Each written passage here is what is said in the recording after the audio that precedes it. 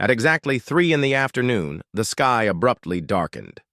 Juan glanced up from his camp notebook, his brow furrowing. The weather report had promised clear skies, no clouds at all. The mountain air was cool and crisp, ideal for their research expedition. "Nouri, come see this," he called to his partner, who was busy setting up their gear near the forest's edge. Nouri walked over and followed his gaze upward.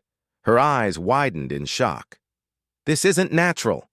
Above them, enormous shapes drifted across the sky, far larger than any airplane Juan had ever encountered. The objects were dark gray, shaped like massive teardrops, moving slowly but deliberately. They emitted no sound. "Get the radio," Nouri whispered urgently. "We need to report this." Juan reached for their satellite phone, but the screen was blank. Dead. His cell phone had also died. Every electronic device was suddenly silent. "What's going on?" Minsu, one of the students, ran over, pale-faced and breathless. 2 others followed him, equally frightened.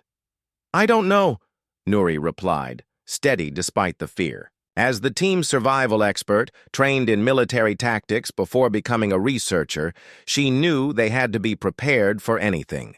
The massive ships halted, hovering like ominous clouds.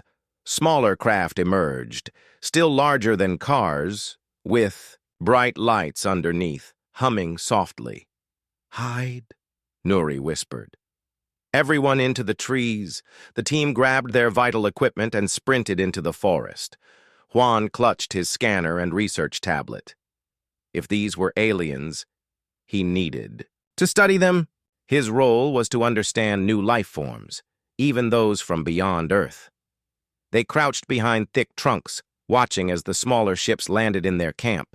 Doors hissed open. Figures emerged. Juan's heart pounded. They were unquestionably not human. Tall and slender, they walked upright like people.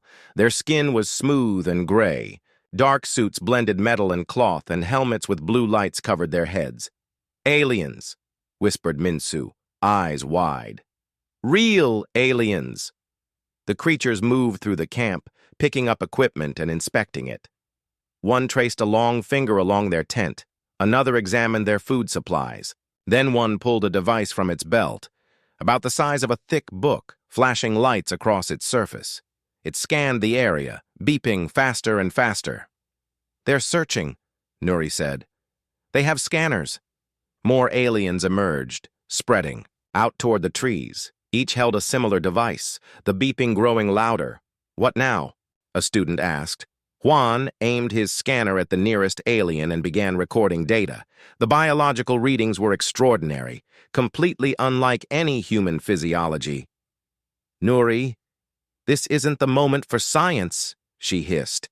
"It's always the moment," Juan replied quietly, careful not to alert the approaching aliens.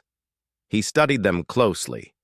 Large, completely black eyes, with no white, elongated, narrow faces, and a fluid, almost floating gait. One alien stopped near their hiding spot, raising its device. The beeping accelerated dramatically. It seemed to speak in a rapid, high-pitched language beyond human comprehension. Others responded and hurried over. "Run!" Nouri ordered. Before they could move, a sharp blue light shot from the device. Juan felt his limbs grow heavy, his mind clouded with exhaustion. The others collapsed, not unconscious, but unable to move. Nouri resisted better but was struggling. Juan forced clarity. The blue light was a neural weapon, disrupting the brain, but it wasn't fully effective on them. He'd read about such resistance in his research. Desperately, he pressed a button on his scanner, triggering an upload of all his data via the satellite link. If captured, at least others would know what these aliens looked like and how their weapons functioned. The aliens drew closer, speaking in their strange, high voices. They sounded surprised. Juan understood why. The weapon should have incapacitated them completely. Instead, they remained conscious. One alien approached Juan, peering down with those vast black eyes. It touched a control on its helmet and spoke in a mechanical human voice. "Primitive beings, you will come with us. Do not resist." Juan tried to reply but managed only a faint sound. The alien lifted him effortlessly, carrying him toward the ships. Others took Nuri and the students, loading them into one small craft. Inside, the walls glowed softly, but there were no seats, only a smooth floor. Metal bands clasped around their wrists felt thin but unbreakably strong. Juan immediately felt sharper. The fuzziness left his mind. An alien noticed and emitted its high-pitched call again, this time sounding worried. The ship moved upward. Through a small window, Juan watched their mountain camp shrink below as they ascended toward the massive vessels. Inside the large ship, everything was strange. The walls curved impossibly, lights flowed across the ceiling like water, and the air smelled of metal and something unfamiliar. They were placed inside a clear-walled room, like a cage made of an unknown material. The walls looked like glass. Inside, other humans were already there, men, women, and children from many parts of the world, all frightened and confused. An old man approached them. "Welcome to hell," he said in English, though it's more like a zoo. "How long have you been here?" Nuri asked, speaking fluent English. 3 days, maybe 4. Hard to tell. They've been collecting humans from all over Earth, hundreds of us now. Juan scanned the room full of people, then glanced at the aliens, watching from outside their prison. The creatures spoke in their high-pitched voices, sometimes pointing at the humans and making notes on their devices. "They're studying us," Juan said. "Yeah," the old man replied bitterly. "Like animals in a zoo. They're very interested in how we think and act." Juan noticed something else. The aliens seemed surprised by human behavior. They kept making worried sounds whenever humans did something unexpected. Maybe that's good, Juan thought. Maybe humans aren't as easy to understand as the aliens believed. He still had his scanner hidden in his jacket. The aliens hadn't found it yet. If he was going to be a prisoner, he would learn everything he could, because Juan had a feeling this was just the beginning. Far away, the emergency meeting had been going on for 6 hours. General Dohun sat at the head of the table, reviewing reports from around the world. 17 cities attacked so far, said Colonel Park. The aliens mostly take people from rural areas, but some small towns have been hit too. Dr. Mai looked up from her computer. She had been studying the data Juan uploaded before his capture. "This is incredible. Look at these readings," she said, projecting alien scanner data and biological information on the big screen. "What am I looking at?" asked General Dohun. "Proof these aliens aren't gods," Mee answered. "Their technology is advanced, but it follows the same basic rules as ours. Energy weapons, metal alloys, electronic circuits. We can understand this." "Can we fight it?" Dohun asked. Mee smiled for the first time in days. "General, I think we can do better than fight it. I think we can copy it." Juan's scanner data showed how the alien stunning weapons worked. They sent out specific brain waves that made humans tired and confused. But the effect wasn't perfect. Humans had more resistance than the aliens expected. "Why didn't their weapons work properly?" Colonel Park asked. "Human brains are messy," Mee explained. "We have emotions, random thoughts, and chaos. Most alien species probably think very logically and orderly. Their weapons were designed for organized minds, not chaotic ones like ours." Dohun understood immediately. "So our weakness is actually our strength." "Exactly," Mee said. "And there's more. Look at this." She showed readings from alien devices. Their technology was efficient but very specialized. Each tool did only one specific job. Human technology, by contrast, was usually more flexible. Over the next few days, Mee's team worked around the clock. Scientists worldwide shared information. The alien attack had united all countries for the first time in history. Dr. Kim from the electronics lab made the first breakthrough. He discovered how to block the aliens' stunning weapons. It's like noise-canceling headphones, he explained. We send out opposite brainwaves to cancel theirs. The first soldiers to test new helmets were amazed. Alien weapons had no effect on them. Meanwhile, other teams tackled different problems. Material scientists studied pieces of alien metal left behind during attacks. Weapons teams analyzed alien energy guns. But the most important work was in the computer lab. Programmer Jin Woo found something unusual in alien data patterns. Their computers are powerful, he told me, but very predictable. They follow strict logical patterns. Meaning, she asked, we might be able to hack them. While scientists worked, General Do-hoon planned the military response.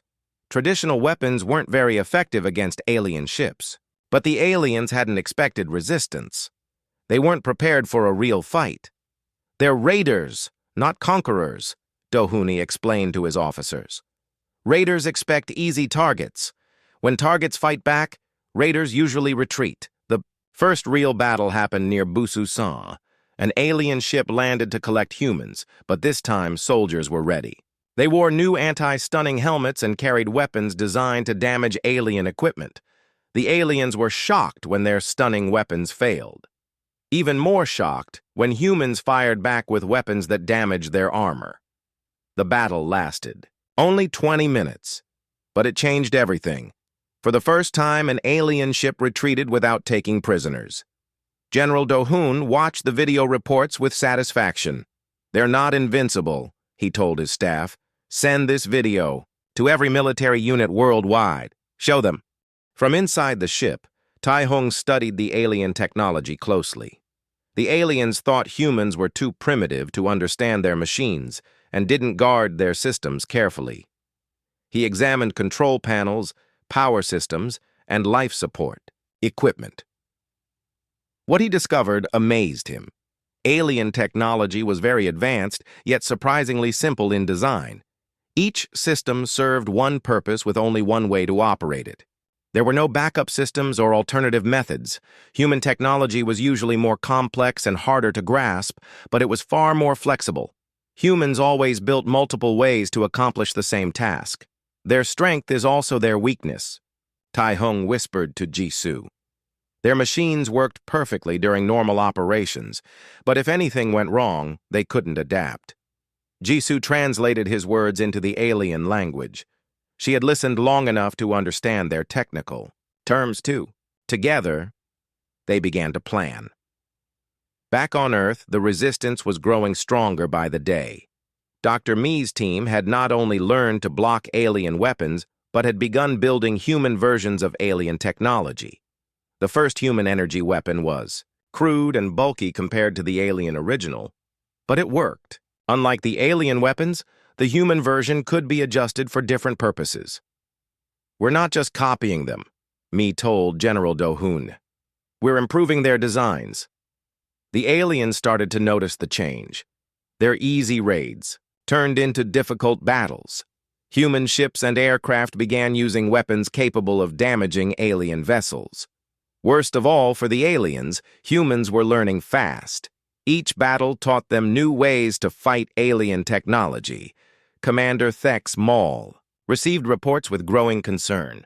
His species had raided primitive worlds for thousands of years, but this had never happened before. How are they adapting so quickly? He asked his science officer. Unknown, Commander. Their technology shouldn't be able to match ours, but somehow they're reverse engineering our systems in days, not years. Thex studied the data from Earth. Resistance was growing everywhere aliens attacked and becoming more effective daily. Perhaps we should retreat and find easier targets, his tactical officer suggested.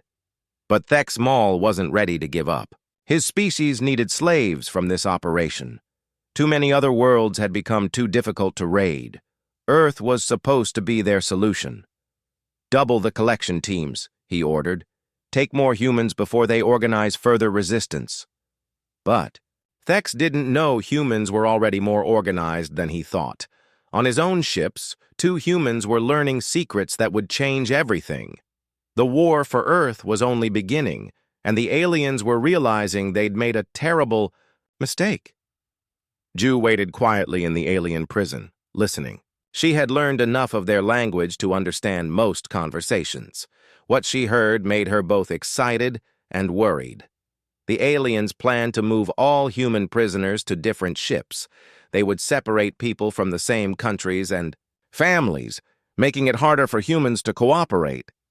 But the aliens made one mistake. They thought Ju and Tai Hung were just ordinary prisoners. They didn't know Jisoo was a language expert and Tai Hung was an engineer. "Tonight," Jisoo whispered to Tai Hung in Korean, "when they move us, that's our chance." Tai Hung nodded. He had studied the ship's systems for 2 weeks. He knew where the important controls were and how to access them. The alien guards came at what humans would call evening. Only 3 guards watched over more than 50 human prisoners. The aliens believed their stunning weapons would keep the humans under control. From inside the ship, Tai Hung studied the alien technology closely. The aliens believed humans were too primitive to understand their machines and didn't guard their systems carefully. He inspected control panels, power systems, and life support equipment. What he discovered amazed him. Alien technology was highly advanced, but also very simple in design. Each system had a single purpose and one way to operate. There were no backups or alternative methods. Human technology, in contrast, was often more complex and harder to grasp, but also more flexible.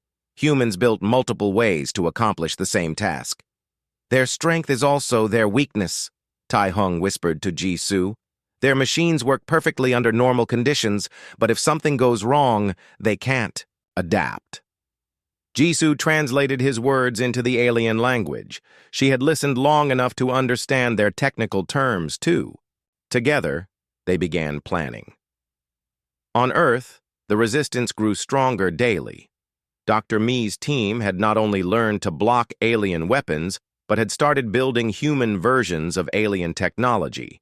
The first human energy weapon was crude and bulky compared to the alien original, but it worked. Unlike alien weapons, the human version could be adjusted for different purposes. "We're not just copying them," Mi told General Do-hoon. "We're improving their designs." The aliens began noticing the change.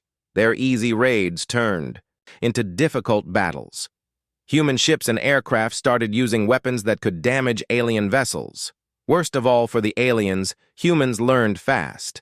Every battle taught new ways to fight alien technology. Commander Thex Maul received reports with growing concern. His species had raided primitive worlds for thousands of years, but this was new. "How are they adapting so quickly?" he asked his science officer. "Unknown, Commander. Their technology shouldn't match ours, but somehow they're reverse engineering our systems in days, not years." Thex reviewed Earth data. Resistance was growing everywhere aliens attacked, and becoming more effective each day. "Perhaps we should retreat and find easier targets," his tactical officer suggested. But Thex Maul refused.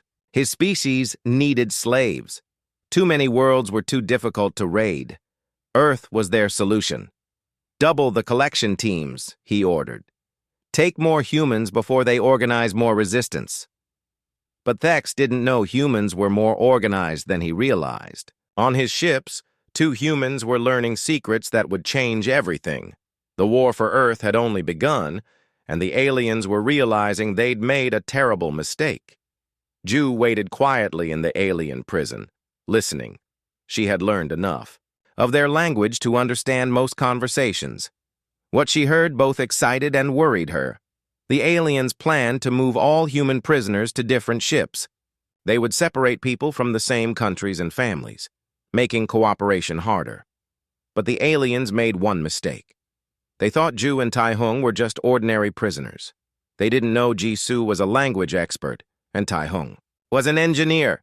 "Tonight," Jisoo whispered to Tai Hung in Korean, "when they move us, that's our chance." Tai Hung nodded. He had studied the ship's systems for 2 weeks. He knew where key controls were, and how to access them. The alien guards arrived at what humans would call evening. Only 3 guards watched over more than 50 human prisoners. The fee. Aliens believed their stunning weapons would keep the humans under control. They knew the weak point, but the aliens were not giving up easily. Commander Thex Maul activated an emergency system unknown to the humans. Suddenly, the ship started accelerating toward the massive mothership in space. If it reached the mothership, hundreds of alien soldiers would board and recapture the vessel. Tai Hung realized what was happening as the ship surged forward. "Ju, they're taking us to the big ship. We need to stop this. Can you take control of the engines?" "Not from here," Ju thought quickly. The bridge controlled the engines directly. She had listened to alien conversations for weeks and knew things about their culture and technology that other humans did not. "Commander Thex Maul," she called over the communication system. "I want to make you an offer." "Humans have nothing to offer," came the reply. "I can offer you information that will save your life." There was a pause. "Explain." "Your empire depends on raiding primitive worlds, but humans are not primitive. We are different. If you continue this war, your entire species will lose." "Impossible. We have superior technology." Ju smiled. "Commander, in 2 weeks, captured humans have learned to speak your language and operate your ships. How long did it take your species to develop this technology?" Another pause. "Thousands of years, longer this time," Thex Maul admitted. "And we learned it in days." "Commander, we are not just another primitive species. We are something your empire has never encountered before. We adapt faster than you can respond." While Ju spoke, Tai Hung worked on the engine controls. He couldn't stop the ship, but he could change its course. Instead of heading toward the mothership, he turned it toward Earth. "What are you doing?" Thex demanded. "Taking you home," Tai Hung replied. "To meet our leaders on Earth." Dr. Mi watched the approaching ship with excitement. "General, this is our chance. If we can study their technology from a captured ship, we can learn everything." But General Do-hoon was focused on the bigger picture. "How many other ships are out there?" "Our satellites count 47 large vessels and over 200 smaller ships," the intelligence officer reported. "And they're all watching this single ship approach Earth, controlled by humans." Do-hoon understood the psychological impact. Every alien in the fleet would see that humans could capture and operate their most advanced technology. As the ship entered Earth's atmosphere, fighter aircraft surrounded it. But instead of attacking, they escorted it to a secure military base. Commander Thex Maul watched through the bridge windows as his ship landed on the primitive world he had come to raid. Thousands of human soldiers and scientists waited to study his technology. "This was not supposed to happen," he muttered. "From the communication system," Ju's voice answered. "Commander, this is just the beginning. Your species came here thinking humans were easy prey. Now you'll learn what happens when the prey fights back." The ship touched down on Earth's soil. For the first time in galactic history, humans had captured an alien vessel and brought it home. More importantly, they had proven something that would shift the balance of power in space. Humans were not just another primitive species to be enslaved. They were something far more dangerous. 3 weeks after the first ship capture, everything had changed. General Do-hoon stood in the command center, watching displays showing alien ships all over the world. But now the red dots were retreating. "From the blue dots. Report," he said to Colonel Park. 17 more alien ships captured or destroyed, General. The aliens are retreating from most ground positions. Our pilots are mastering their ships. On the main screen, a video played showing human pilot Sun Woo chasing alien fighters through the sky. Sun Woo had been a regular Air Force pilot only a month ago. Now he flew alien technology like he was born for it. Dr. Mi looked up from her research station, where she had studied captured alien tech day and night. "General, you need to see this." She displayed new information. We've been interrogating alien prisoners. What we learned is disturbing. How so? The aliens aren't really conquerors. They're runners. General Dohoon frowned. Explain. Their empire is falling apart. They raid primitive worlds because their own technology is failing. They need slaves to do work their machines can't. You're shocking, Kabarthi. For weeks, humans thought they fought a powerful galactic empire, but the reality was very different. Are they desperate? Worse than that, they're scared. Our interrogation of Commander Thex Maul revealed something incredible. In their entire history, they had never encountered a species capable of matching their technology. Me pulled up more data. Every species they'd met either remained primitive forever or evolved very slowly over millions of years, but humans developed advanced technology in just a few thousand years. That's impossible by their standards, she said. So we're freaks. Evolutionary anomalies. Our brains work differently than any known species. We're chaotic, creative, and adapt faster than should be possible. While scientists studied alien prisoners, human forces proved Me's point every day. In the mountains where it all began, Nuri had become a legend. She led a group of fighters specializing in hunting alien soldiers on the ground. The aliens expected humans to be easy to track and capture. Instead, they found themselves hunted by creatures who knew their own planet better than any outsider ever could. Nuri's team moved through forests and mountains like ghosts. They used captured alien weapons, but relied on simple human tactics that confused alien technology. They depend too much on their scanners, Nuri explained. Their scanners look for body heat and electrical activity, but we've found ways to hide both. Her fighters masked their heat signatures using natural materials and moved in patterns that confused alien tracking systems. Most importantly, they learned to think like hunters, not prey. The aliens had never faced guerrilla warfare before. On every world they raided, local species either fought in organized armies or surrendered. Humans did neither. Contact lost with Ground Team 7, reported an alien officer to his commander. What happened? Unknown. They were tracking human fighters in a forested area. Then, communication stopped. This happened dozens of times daily. Alien soldiers entered human territory and simply vanished. Sometimes their equipment was found later, always missing power cells and control circuits. But the real shock came when human pilots started flying alien ships. Sun Wu had been chosen to test captured alien fighters because he was one of the best human pilots. "What's happening is incredible," he reported during his first test flight.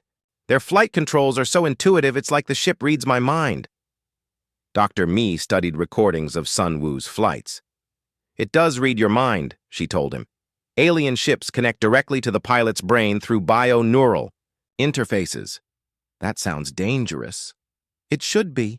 The interfaces were designed for alien brains and should reject human neural patterns, but somehow human brains are compatible. Not just compatible, human pilots were better at flying alien ships than the aliens themselves.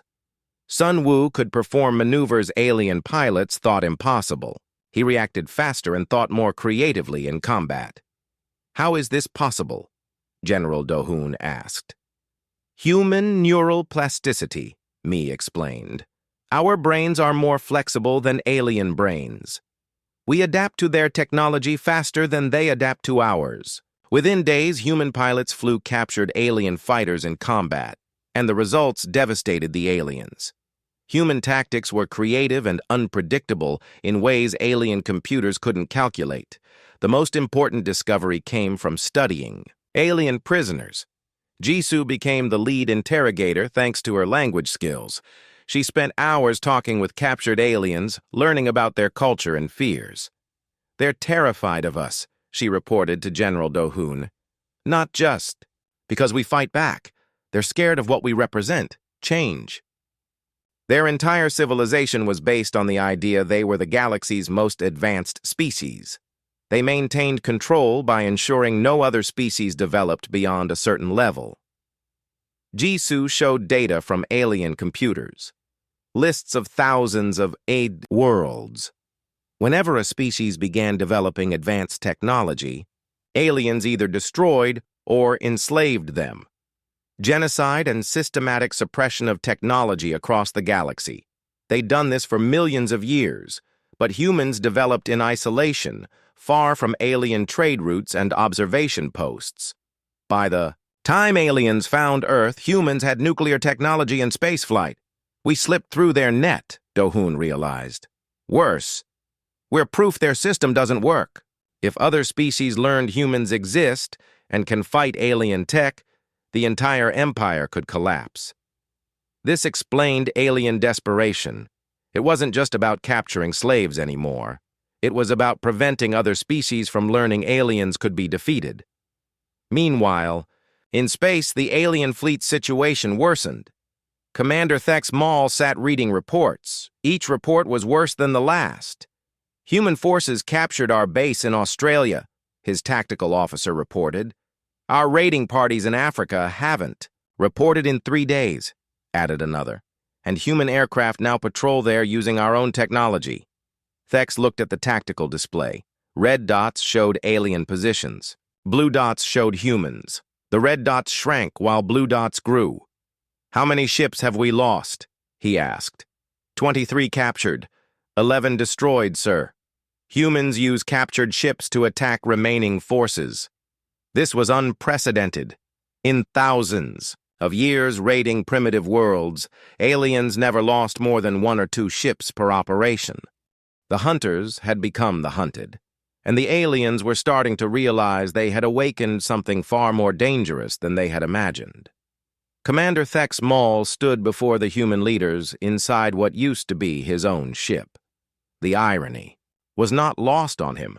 He was now a prisoner on his vessel, operated better by humans than his own crew ever managed. General Do-hoon sat across the table made of alien metal. Dr. Mi and Jisoo were present, along with several other human representatives. But the most unsettling sight for Thex was seeing pilot Sun Woo, clad in an alien flight suit, casually discussing ship modifications with human engineers. "Let me get this straight," Do-hoon said, looking at data on an alien tablet. "Your species has spent over 3 million years systematically destroying or enslaving every advanced civilization in this galaxy." "We maintained galactic stability," Thex replied, but his words sounded weak even to himself. Ju laughed bitterly. "You prevented galactic advancement. You turned the entire galaxy into your personal hunting ground." She activated a holographic display showing star maps from alien computers.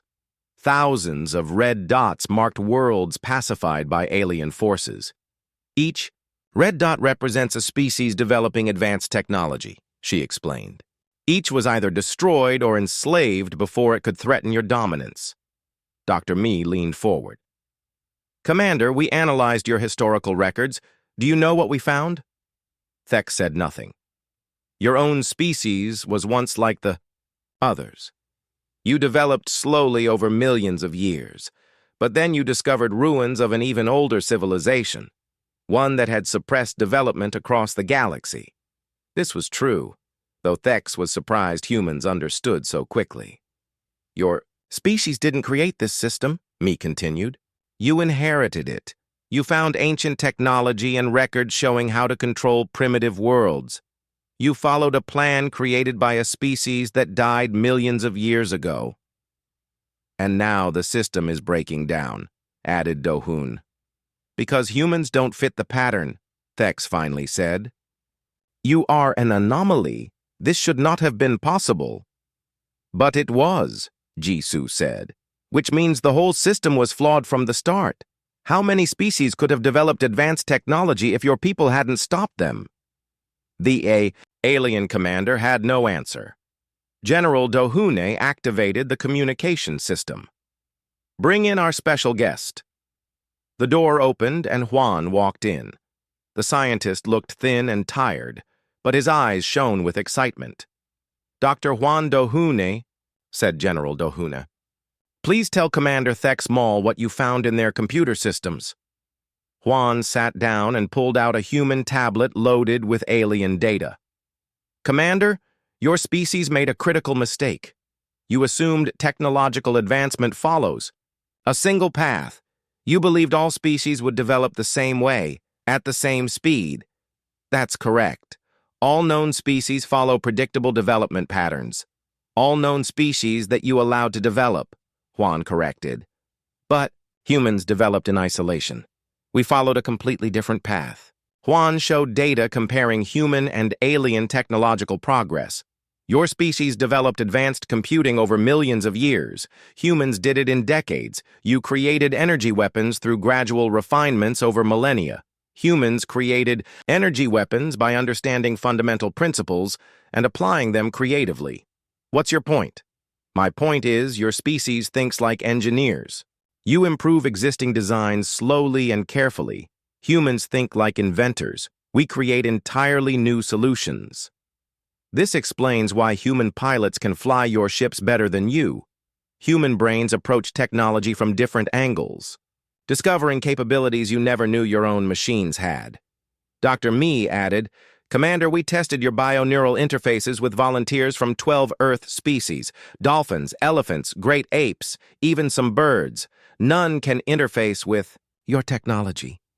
Their neural patterns are incompatible. Exactly. But human neural patterns aren't just compatible, they're superior. Our brains access functions in your technology even your own people don't know exist. Thex Maul was beginning to grasp the full disaster his species had brought upon. Itself by attacking Earth. You're saying humans are naturally better with our technology than we are? We're saying human brains are more adaptable than any other known species, Jisoo replied, including yours. Sun Wu spoke, up from where he was reviewing ship designs. Commander, I've been flying your ships for 3 weeks. Yesterday, I figured out how to increase engine efficiency by 30%. Your own engineers say that's impossible. How? I asked the ship's computer to try something your people never thought of. Instead of using energy systems separately, I linked them together in a pattern that mimics how human neural networks operate. Thex felt a chill. If humans could improve alien technology that quickly, what might they achieve given more time? General Do-hoon seemed to read his thoughts. Commander, let me show you something. He activated a display showing Earth from space, but this time the view came from human satellites launched using captured alien technology. In 6 weeks, humans have gone from victims to equals in space technology. In 6 months, where do you think we'll be? Thex knew the answer. In 6 months, humans would surpass his species. What do you want from us? He asked quietly. Complete withdrawal from this sector of space, Do-hoon said. All captured. Humans returned immediately. And most importantly, a complete database of every species you've suppressed over the last 3 million years. Why? Ju smiled grimly. Because Earth is going to contact every one of those species. We're going to share human technology and knowledge. We're going to teach them what your people taught us, that advanced species can be defeated. Dr. Me nodded. Commander, your empire depends on other species believing you're invincible, but we've shattered that belief. Once that knowledge spreads, how long do you think your empire will last? Thex understood. The alien empire wasn't held together by military power alone. It relied on fear and the belief that aliens couldn't be defeated. Humans had destroyed that illusion. You would destroy galactic civilization, he said. No, Juan replied. We're going to free galactic civilization. For the first time in millions of years, species will be allowed to develop naturally. The galaxy will become chaotic. The galaxy will become interesting, Sun Wu said without looking up from his work. General Do-hoon stood. Commander, you have 24 hours to contact your fleet and arrange a full withdrawal. After that, human ships will begin hunting any alien vessels remaining in our system. Human ships? Oh, yes. We're already building them. Turns out human manufacturing works very well with alien technology. We can build ships faster than you can. Thex looked around the room at the human faces. A month ago, these beings had been primitive creatures his species planned to enslave. Now they were dictating terms to him. You realize this means war, not just with my fleet, But with the entire alien empire? Dohune smiled. Commander, I don't think your empire is in any shape for war with humans. From what we've learned, most of your military is busy suppressing slave rebellions and keeping your own territory intact. This was true. The alien empire was already struggling before the Earth operation began. But if your empire wants war, Jisoo added, they should remember what happened to your raiding fleet. You came expecting to collect a few thousand primitive slaves. Instead, you lost most of your ships and technology to those same primitives. And now those primitives are building a space fleet with your own technology. Against you. Dr. Me asked, how do you think a full war would go? Thex made his decision. He activated his communication device and spoke in his language to his fleet. All ships, this is Commander Thex. Begin immediate withdrawal from human space. Return all human prisoners to the surface. We are terminating this operation. Sir, we still have significant forces remaining, came a confused reply. No, Thex said, looking at the humans around him. We have already lost. General Dohune nodded. A wise decision, Commander. But Thex was not finished. He looked directly at Dohune and spoke in clear human language. General, my species made a terrible mistake coming here, but I think you should understand something. What? This galaxy has been stable for millions of years because advancement was tightly controlled. If you release all the suppressed species at once, the consequences will be unpredictable. Maybe unpredictable is better than oppressive, Juan said. Perhaps, Thex replied. But some of those suppressed species may be far more dangerous than you imagine. Some were suppressed for good reasons, Jisoo frowned. What do you mean? Not all species are like humans, Thex said. Some develop advanced technology, but lack your creativity and adaptability. They become rigid, militaristic, obsessed, only with conquest. Like your species? Worse than mine, Thex admitted. We at least maintained order. Some species care nothing for order, only destruction. Dr. MG considered the warning quietly. We'll deal with those problems when they arise. Will you? Human nature is to help others and fight oppression.